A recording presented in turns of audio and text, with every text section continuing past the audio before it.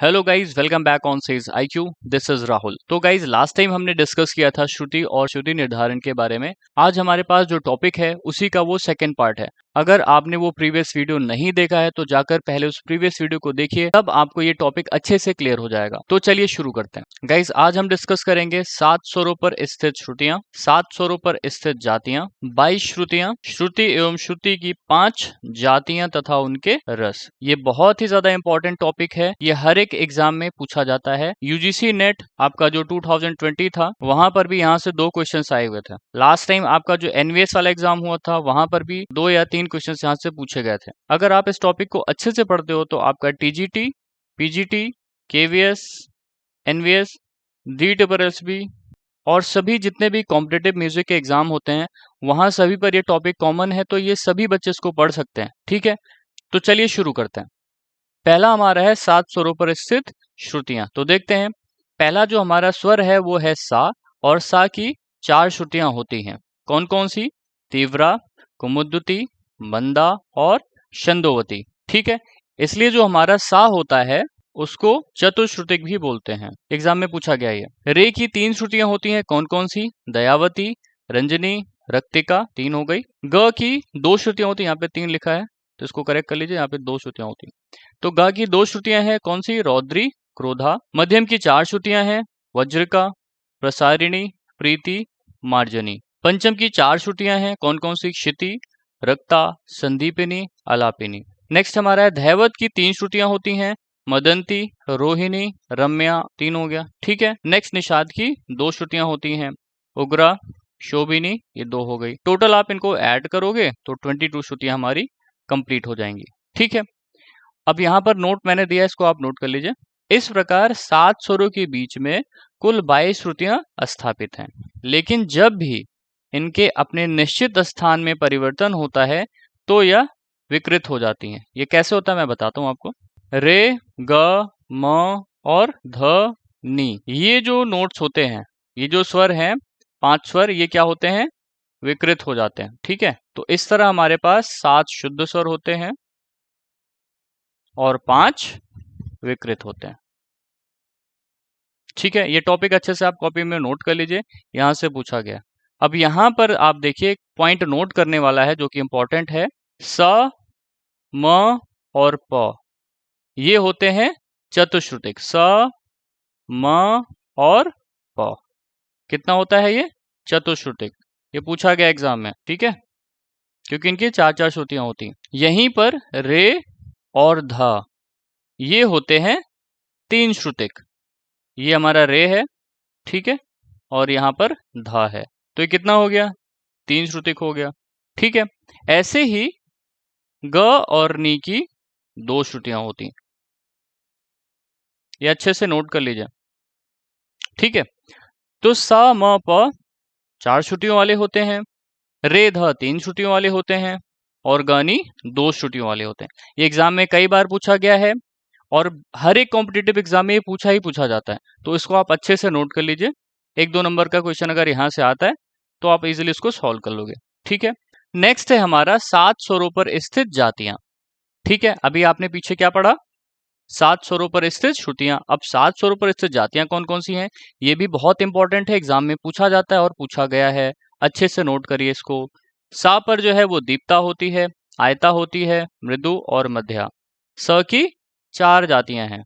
ठीक है, रे पर कितनी है? रे पर 3 है, करुणा, मृदु, मध्या। ठीक है, 3 हो गई। ग पर 2 है, दीप्ता है और आयता है, ये 2 हो गए। मध्यम की कितनी जातियां हैं? 4 हैं, दीप्ता, आयता, मृदु और मध्या, ये 4 हो गया। ठीक है, पंचम पर कौन कौन सी हैं? आयता है, मृदु है, मध्या है, करुणा है, ये भी 4 हो गए। ठीक है, धैवत की मध्या हो गई, करुणा हो गई, आयता हो गया, ये 3 है। ठीक है, अब निषाद की 2 हैं, दीप्ता और मध्या। ये कॉपी में नोट कर लीजिए और इसको याद कर लीजिए, एग्जाम में यहाँ से क्वेश्चंस आ सकता है। ठीक है, इस तरह टोटल ऐड करेंगे तो 22 हो जाएगा। तो जातियां देखिए, मुख्य जातियां कितनी है, क्वेश्चन ये पूछा जाता है एग्जाम में, तो मैं आपको बताता हूँ। पहली है हमारी दीप्ता, दूसरी है आयता, तीसरी है मृदु, चौथी है मध्या और पांचवी है करुणा। ठीक है, अब यही जो 5 जातियां हैं ये स्वरों पर ऐसे स्थापित होती हैं। ठीक है, इनको नोट कर लीजिए। नेक्स्ट टॉपिक है 22 श्रुतियां, श्रुति एवं श्रुति की 5 जातियां तथा उनके रस। ये टॉपिक बहुत ही ज्यादा इंपॉर्टेंट है, यहाँ से हर बार क्वेश्चंस पूछे गए, तो प्लीज उसको अच्छे से पढ़िए और कॉपी पेन लीजिए और नोट कर डालिए। हर एक चीज आप कॉपी पेन लीजिए, नोट कर डालिए और उसको याद करिए अगर एग्जाम क्वालिफाई करना है तो। पहली हमारी जाति है दीप्ता। ठीक है, ये कितनी श्रुतिक होता है? 4 श्रुतिक होता है। ये भी क्वेश्चन पूछ लिया जाता है कि दीप्ता जो जाति होती है वो कितने श्रुतिक होती है, तो कितनी श्रुतिक है? 4 श्रुतिक है। पहली तीव्रा, रौद्री, वज्रिका, उग्रा। ठीक है, और रस कौन कौन सा है? ये बहुत इंपॉर्टेंट है, ये पूछा गया है एग्जाम में। वीर और अद्भुत रस, ये 2 रस होते हैं। ठीक है, नेक्स्ट हमारे पास है जाति आयता। श्रुतियां कितनी हैं? कुमुद्युति, क्रोधा, प्रसरणी, संदीपिनी, रोहिणी। मतलब जो आयता है वो 5 श्रुतिक होता है। ये क्वेश्चन पूछा गया है। रस कौन सा है? श्रृंगार और हास्य। ठीक है, बहुत इंपॉर्टेंट टॉपिक है, बहुत अच्छे से करिए। नेक्स्ट हमारा है करुणा। कितने श्रुतिक होता है? 3 श्रुतिक होता है। कौन कौन सी श्रुतियां हैं? दयावती, अलापिनी, मदंती। ठीक है, रस कौन कौन सा है? करुण रस, रौद्र रस और विभत रस। ठीक है, नेक्स्ट है जाति हमारा मृदु। श्रुतियां कौन कौन सी हैं? मंद्रा, प्रीति, क्षिति। रस कौन कौन सा होता है? हास्य और वात्सल्य रस। नेक्स्ट है हमारा मध्या। कौन कौन सी श्रुति है? छंदोवती, रंजनी, मार्जनी, रक्तिका, रम्या, शोभड़ी। कौन सा हमारा रस है यहाँ पर? शांत रस। ठीक है, दीप्ता वाला जो क्वेश्चन है ये 2000 यूजीसी नेट 2020 में क्वेश्चन पूछा गया है। क्वेश्चन पेपर उठाइए, वहां से देख सकते हैं। ठीक है, यहाँ से हर बार क्वेश्चंस पूछे जाते हैं जो भी कॉम्पिटिटिव एग्जाम आपके म्यूजिक से रिलेटेड होते हैं, तो इसको बहुत अच्छे से नोट करिए और इसको याद कर डालिए। क्वेश्चन देखिए, जैसे दीप्ता कितने श्रुतिक है? दीप्ता कितने श्रुतिक है? ये 4 श्रुतिक है। ये भी पूछ लिया जाता है कि कितनी श्रुतियां होती हैं। ठीक है, तो 4 5 3 3 ऐसा करके आप याद कर लीजिए। यहीं पे मैं लिख देता हूं आपको। दीप्ता की कितनी होती हैं? 4। आयता की कितनी होती हैं? 5। करुणा की कितनी होती हैं? 3। मृदु की कितनी होती हैं? 4। और मध्या की कितनी होती हैं? 6। ये भी आप अच्छे से नोट कर लीजिए। इस तरह से क्वेश्चन यूजीसी नेट में पूछे जाते हैं। ठीक है, डायरेक्टली क्वेश्चन नहीं पूछा जाएगा, ऐसे क्वेश्चन पूछ ले जाते हैं थोड़ा सा टफ बना के। ठीक है, इससे पहले वीडियो में जो हमने टॉपिक डिस्कस किया था उसका हम थोड़ा सा रिवीजन करेंगे और कुछ पॉइंट जो छूट गए थे मैं आज उनको कवर अप कर लूंगा, तो प्लीज अच्छे से इस टॉपिक को देखिए। नेक्स्ट है हमारा, जैसे आपने एक श्लोक के बारे में सुना होगा, चतुश्चतुश्चतयो षड्ज मध्यम पंचमा द्वैदय निषाद गांधारो त्रिस्तिरिषभ धैवतो। इसका मतलब है षड्ज मध्यम पंचम की 4 4 श्रुतियां होती हैं, गांधार और निषाद की 2 2 श्रुतियां होती हैं, जैसा कि मैंने पीछे बताया है। ऋषभ और धैवत, यहाँ पर पंचम लिखा है, यहाँ पे धैवत कर लीजिए। ऋषभ और धैवत की 3 3 श्रुतियां होती हैं। ठीक है, इसको आप अच्छे से नोट कर लीजिए। अगर हम भरत जी के अनुसार देखें तो जो हमारा सा है वो 4 श्रुतिक है, रे हमारा 3 श्रुतिक है, ग हमारा 2 श्रुतिक है, मध्यम 4 श्रुतिक है, पंचम 4 श्रुतिक है, धैवत 3 श्रुतिक है और निषाद 2 श्रुतिक है, जैसा कि मैंने पीछे बताया है। स हमारा जो है वो 4थी श्रुति पर स्थापित है, रे हमारा 7वीं श्रुति पर स्थापित है, ग हमारा 9वीं श्रुति पर स्थापित है, मध्यम हमारा 13वीं श्रुति पर स्थापित है, पंचम हमारा 7वीं श्रुति पर स्थापित है, धैवत हमारा 20वीं श्रुति पर स्थापित है, निषाद हमारा 22वीं श्रुति पर स्थापित है। ठीक है, इस तरह भरत जी ने श्रुतियों की स्थापना की है, जैसा कि हमने प्रीवियस वीडियो में पढ़ा है। भरत जी ने 2 विकृत स्वर बताए हैं, कौन कौन से? काकली निषाद और अंतर गांधार। तो काकली निषाद को भरत जी ने 2री श्रुति पर स्थापित किया है और अंतर गांधार को 11वीं श्रुति पर स्थापित किया है। ये 2019 यूजीसी नेट का क्वेश्चन है। ठीक है, ऐसे भी क्वेश्चन पूछे गए हैं। नेक्स्ट देखते हैं प्रमाण श्रुति, यहां से भी क्वेश्चन पूछा गया है। प्रमाण श्रुति अंतर क्या होता है? भरत के अनुसार षड्ज ग्राम में पंचम 17वीं श्रुति पर तथा मध्यम ग्राम में पंचम 16वीं श्रुति पर स्थापित है। दोनों ग्रामों के पंचम स्वर का अंतर 17-16 मतलब एक श्रुति का अंतर होता है। इन्हीं दोनों ध्वनियों में जो अंतर है वही प्रमाण श्रुति है। मतलब कि भरत जी ने ये जो एक अंतर आता है, एक श्रुति का जो अंतर आता है पंचम और मध्यम ग्राम में, उसी को भरत जी ने क्या बोल दिया? प्रमाण श्रुति। ठीक है, प्रमाण श्रुति मतलब कि प्रमाण श्रुति कब मिलती है? जब षड्ज ग्राम का पंचम एक श्रुति नीचे उतर जाता है। इस तरह से मध्यम ग्राम की भी स्थापना हो जाती है। ठीक है, मध्यम ग्राम में जो पंचम होता है वो 16वीं श्रुति पर आ जाता है।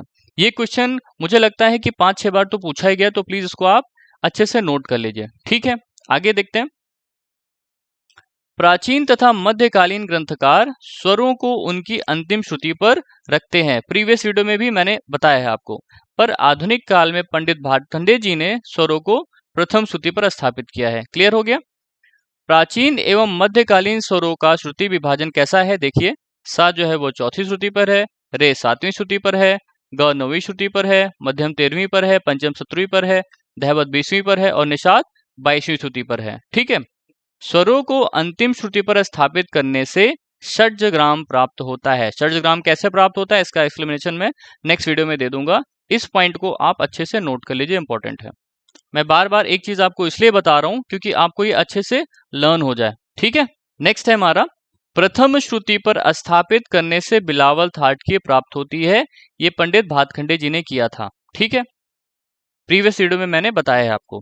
आधुनिक स्वरों का श्रुति विभाजन, सा जो है वो पहली श्रुति पर है, रे 5वीं पर है, ग 8वीं पर है, मध्यम 10वीं पर है, पंचम 14वीं श्रुति पर है, धैवत 18वीं श्रुति पर है और निषाद 21वीं श्रुति पर है। कोमल रे जो है आपका तीसरी श्रुति पर आता है। कोमल ग जो है आपका वो 7वीं श्रुति पर आता है। तीव्र मध्यम 12वीं श्रुति पर है। कोमल धैवत आपका 16वीं श्रुति पर है और कोमलनी आपका 20वीं श्रुति पर है। इसको अच्छे से नोट कर लीजिए, ये भी एग्जाम में पूछा गया है। ठीक है, ये पॉइंट आप अच्छे से नोट कर लीजिए। पंडित अहोबल ने इन श्रुति जातियों के आधार पर रागों का रसों से संबंध जोड़ते हुए कहा है कि श्रुति पर आधारित कोई स्वर जब किसी राग में अंश, मतलब क्या हो गया? वादी स्वर हो गया आपका। ठीक है, अंश ग्रह और न्यास बनता है, तब उस राग का वही रस होता है जो उस श्रुति की जाति का रस था। जैसा कि अभी आपने जातियां, श्रुतियां जो है उनके रसों के बारे में पढ़ा है, उसी चीज को जो है पंडित अहोबल जी ने भी एक्सप्लेन किया है। ठीक है, महर्षि मतंग के अनुसार श्रुति केवल एक है। उनके अनुसार ध्वनि के रूप कितने भी हो सकते हैं, पर वह नाद एक ही है जो संगीत की भाषा में श्रुति कहलाती है। ठीक है, लास्ट में मैंने आपको बताया कि मतंग जी ने और कोहल जी ने श्रुतियों की संख्या कितनी बताई है? 66, लेकिन उसका जो है एक्सप्लेनेशन नहीं दिया है। ठीक है, और यहाँ पर जैसे कि मैंने आपको बताया कि भरत के अनुसार श्रुति केवल एक है, तो एक ये जनरल इंफॉर्मेशन है। मतलब कि मतंग जी ने 66 श्रुतियों का एक्सप्लेनेशन तो नहीं किया, लेकिन उन्हें श्रुति के बारे में ये जरूर बोला है कि श्रुति केवल एक ही होती है और इसी एक श्रुति से जो है वो 66 श्रुतियां बनती हैं। ठीक है, अब जैसा कि कोहल ने अपने ग्रंथ कोहलम में भी 66 श्रुतियों का वर्णन किया है। कैसे किया है? मतलब उसको सिर्फ उन्होंने बता दिया है कि ऐसे ऐसे, उसका पूरा एक्सप्लेनेशन उन्होंने नहीं दिया, मतंग जी के अनुसार ही। ठीक है, तीनों सप्तकों की कुल श्रुतियां कितनी हैं? 66 हैं। बहुत लोग बोलते हैं कि कोहल जी ने जो है वो 66 श्रुतियां बताई, लेकिन 66 श्रुतियां कैसे बताई ये किसी ने नहीं बताया। अभी इसका रिसेंटली कुछ राइटर्स ने इसको एक्सप्लेन किया है कि उन्होंने 3 सप्तकों में 66 श्रुतियां बताई हैं। मतलब एक सप्तक में कितनी हो गई? 22 हो गई। मंद्र में अगर 22 हो गया, मध्य में 22 हो गया और तार में 22 हो गए, तो टोटल कितना हो जाएगा? 66। तो इस प्रकार जो है कोहल जी ने 66 श्रुतियां बताई हैं। ठीक है, तो इसमें कंफ्यूज मत होइएगा। तो गाइज आई होप आपको ये लेसन जो है अच्छे से समझ में आ रहे होंगे, लेकिन फिर भी अगर आपको कोई डाउट है तो कमेंट सेक्शन में आप वहां पे कमेंट कर सकते हैं। किसी भी टॉपिक पर मैं एक अच्छे से वीडियो आपको बनाकर प्रेजेंट कर दूंगा। तो गाइज प्लीज चैनल को शेयर करिए, सब्सक्राइब करिए और बेल आइकन को जरूर प्रेस करिए कि जैसे ही लेक्चर्स अपलोड होंगे आपको नोटिफिकेशन मिलता रहेगा। तो आज के लिए बस इतना ही। Thank you for watching. This is Rahul Singh.